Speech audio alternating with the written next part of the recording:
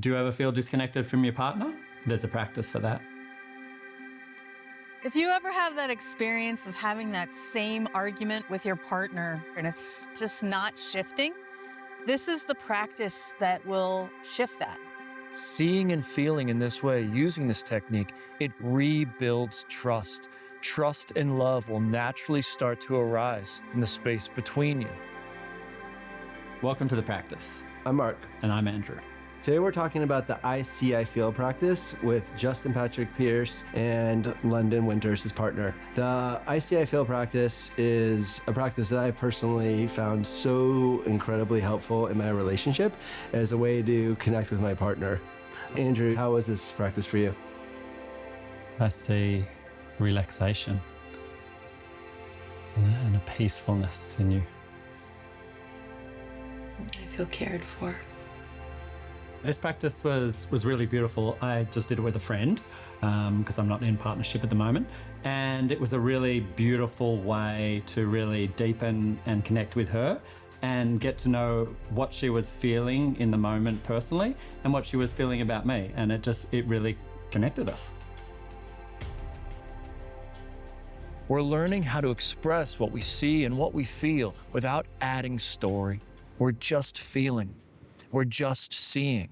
And when two people are given the opportunity to see and feel those situations you find yourselves in that you think require a therapy session, typically that's not required. The first thing you're going to do for this practice is decide who's going to be the seer and who's going to be the feeler. What makes this practice powerful is separating those two.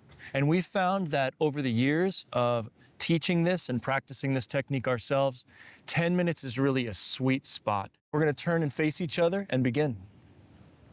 And the first thing I want to do is make sure that my body is open. By opening the front surface of your body, you're communicating to your partner, I'm here, I'm present, I'm available. The next thing we're going to do is make eye contact. So just make sure that you're looking into your partner's eye. The third thing I'm going to do is synchronize my breath. So I'm just going to notice how my partner is breathing. And I'm going to do my best to just, every time they inhale, take an inhale with them. And this is what really begins to create more of an intimate body-to-body connection in this practice. Without the breath, the practice can feel a little flat. But adding the breath, you'll suddenly feel your bodies awaken and start to connect.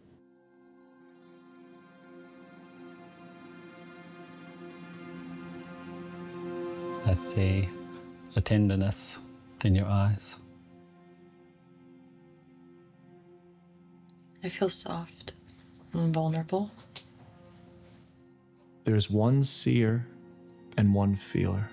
And when you have those two pieces interacting, you begin to create polarity between you and your partner.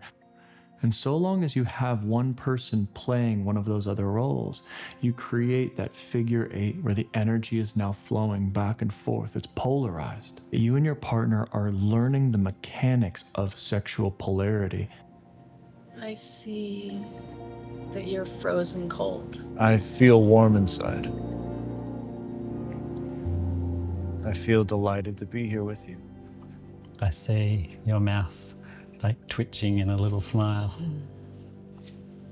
I feel the part of me that wants to get it right and is scared to make a mistake. I see how much I absolutely love you. How strong you are. I feel seen by you.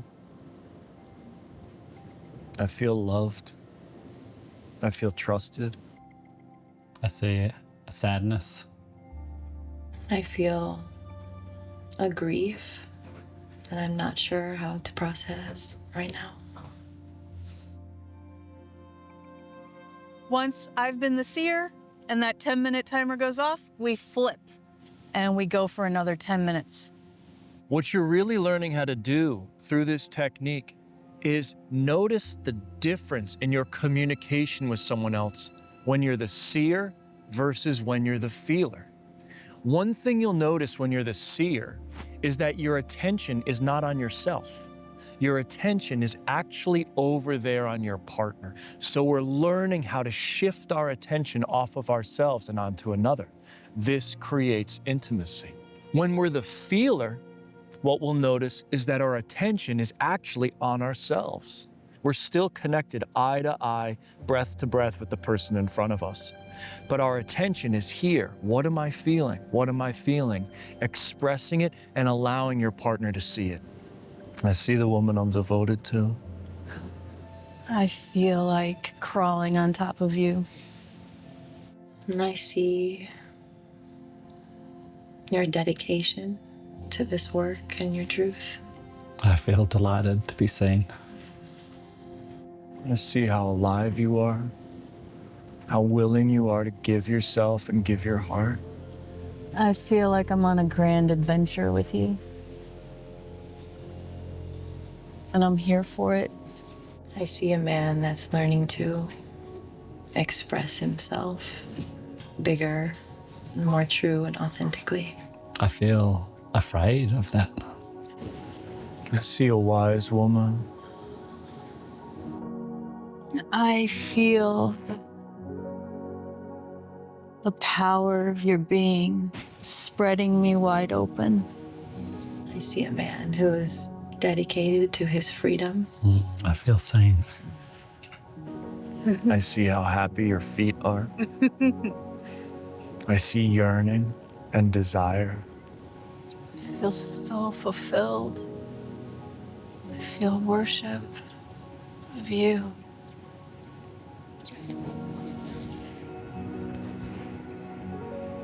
I love you.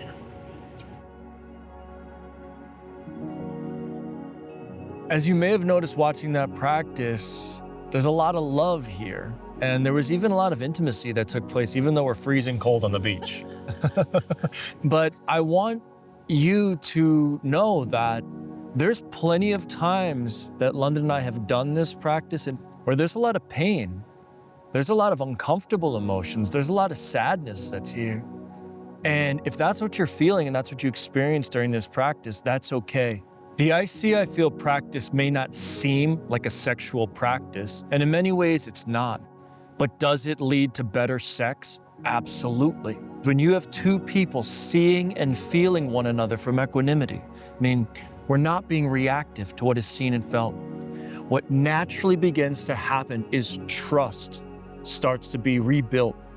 Seeing and feeling in this way, using this technique, it rebuilds trust.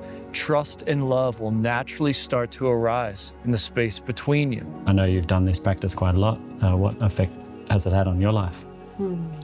I love this practice because for me, it really shows me the mental state and the emotional state that I'm in. I feel like I learned so much about my inner environment through noticing what I see in my partner. If I'm more attuned to their imperfections or things about them that I have a hard time accepting, that tells me a lot about myself. And so through this practice, I've really trained myself to see beyond my projections, to see beyond my pain, and to look at my partner as if it's the first time I've ever seen them. Beautiful. And when have you found the practice to be the most powerful or transformative in your relationship? For me, it's great when there is like debris in the space, when maybe feel like we've moved past something, but it hasn't been fully cleared. I love it as a clearing practice, but I also love it as a practice to connect more deeply with like who we truly are beyond our everyday relating and language and our identities, to really just like see what is actually in front of me. How did you personally feel when you were done with the practice? There was definitely a deepening of intimacy in there between us. So when I was able to share what I felt and saw and be seen by her, that made me feel really good, and it just made this connection between us. The thing I love about this practice is that it takes us into the present moment. So often I find myself like stuck in a past moment that either I've experienced or that my partner's experienced, and that just is no longer relevant. So being able to directly connect to what I'm feeling, to what she is feeling in that moment is just really powerful. We rarely get to hear what our partner is feeling, and what they're seeing in us, and to have this container where we can both connect in that way is really beautiful. That happens in this practice. We hope you enjoyed this practice. Please like and subscribe.